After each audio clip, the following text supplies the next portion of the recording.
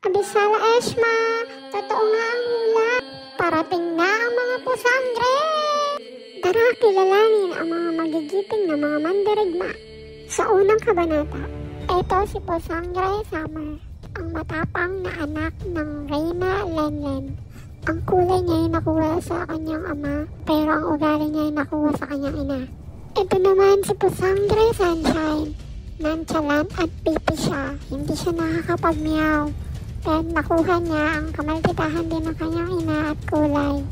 Siya naman ay si Pusangre Lenlen. Huwag kang magkakamaling lapitan siya, kundi majajakityan ka. Ito naman si Pusangre Bongbong. Siya ang pinakamabait at malambing sa lahat. Pero maiinis ka din kasi siya ata ang nagmamay-ari ng brilyante ng tubig. Kasi wisik siya ng wisik kahit saan. Noong unang panahon, malaya pa silang nakakapaglaro at nakakapag-ensayo sa labas nang wala silang mga armas. Ang kita mong maliksi sila at nagbubugbugan lang naman talaga sila. Nung mga bata pa sila, sila'y napaka-cute. Tingnan mo naman ang mga pusangre natin. Ang cute-cute nila. Akala mo hindi sila makabasag pinggan. Pero ngayon, Diyos ko, sila na ang nagahari sa pamamahay namin.